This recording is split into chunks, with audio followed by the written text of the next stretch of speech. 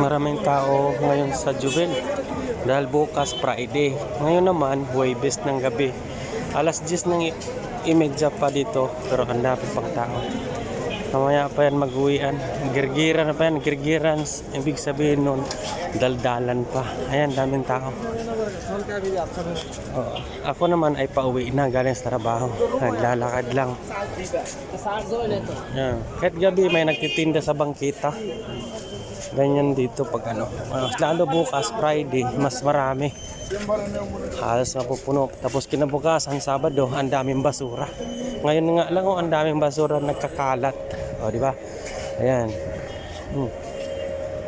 Kahit gabi may nagtitinda. Pero kung nagkahulihan, pati paninda nila dala. Ayan. Hirap po. Ang daming tao. Taglamig na pati. Kaya halos mga jacket lang yung tinitinda dito sa bangkita. Gilid-gilid lang. Ito yung nilalakaran ko, bangkita to. Yung bangkita lang. Pero hindi sila pwede lumampas doon sa ano. Dito lang talaga sila sa loob ng sa daanan sa bangkita. Kaya pag naano sila ng baladiya, ano, titinda. Ayan, ito naman dadaanan ko dyan. Ayan, mga bagong labukas. Ayan, ito yung Sun City. Ganyan. Ito yung kahabaan ng Jeddah Street. Ayan. Ang daming tao. Naglalakad kasi malamig. Pero kung tag-init, walang tao gaano. Napulo halos lahat nasa loob ng bahay kasi sobrang pag-sobra.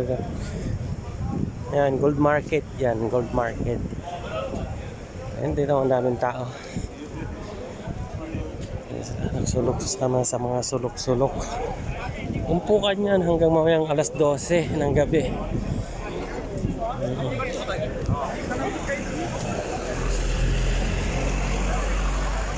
Yan, merong mga Pakistano, mga Pakistan, nagdaldalan, kwentuhan. Yan. Di ba? Daming bumibili. Sa mga daanan. Oh.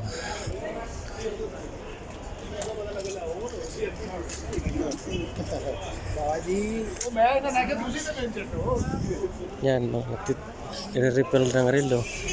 Tapos yung mga pusa kumakain na.